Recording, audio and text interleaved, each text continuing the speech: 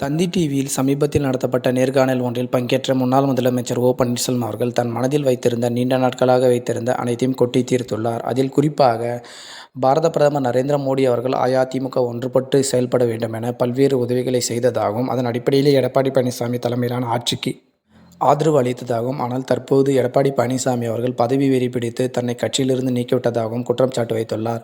கட்சியின் முன்னாள் முதலமைச்சர் ஜெயலலிதா அவர்கள் கட்சியில் இருந்தபோதெல்லாம் 2ஆம் இடத்தில் தான் இருந்ததாகவும், தனக்கு உச்சபட்ச மரியாதையை வழங்கியவர் ஜெயலலிதா என்றும், ஆனால் எடப்பாடி பழனிசாமி அவர்கள் தான் முதலில் இருக்க வேண்டும் என தன்னை பொதுக்குழுவில் வாட்டர் பாட்டில் கொண்டு தொண்டர் ஒருவர் இருந்தபோதிலும் அதை கண்டிக்கக்கூடவில்லை என மனந்திறந்து பேசியுள்ளார். இது ஓபிஎஸ் ஆதரவாளர்கள் மத்தியில் மிகப்பெரிய ஒரு அனுதாபத்தை ஏற்படுத்தியுள்ளது. மேலும் ராமநாதபுரம் தொகுதியில் போட்டியிடும் ஓ. பன்னீர்செல்வம் அவர்களுக்கு ஆதரவாக பல்வேறு அமைப்பினரும் முன்னாள் முதல்வர் என்ற போர்வையில் இப்போது களத்தில் நிற்கும் ஓ. பன்னீர்செல்வம் அவர்களால் நமது தொகுதி விஐபி அந்தஸ்து பெற்றுள்ளது. எனவே இந்த முறை ஓ. பன்னீர்செல்வம் அவர்களை வெற்றி பெற செய்தால் ராமநாதபுரம் தொகுதி தமிழ்நாடு முழுவதும் ஒரு பரிச்சயமான தொகுதியாக மாறக்கூடிய வாய்ப்பு அதிகம் எனவும், இந்த முறை பலாப்பழம் சின்னத்தில் வாக்களித்து ஓபிஎஸ் அவர்களை வெற்றி பெற செய்வது கட்டாயம் எனவும் பல்வேறு அமைப்புகளும் ஓபிஎஸ் அவர்களுக்கு ஆதரவாக செயல்பட்டு வருகிறது குறிப்பிடத்தக்கது. தொடர்ந்து அரசியல் சார்ந்த காணொலியில் தெரிந்து கொள்ள நம்முடைய சேனலை சப்ஸ்கிரைப் செய்யுமாறு கேட்டுக்கொள்கிறோம். நன்றி.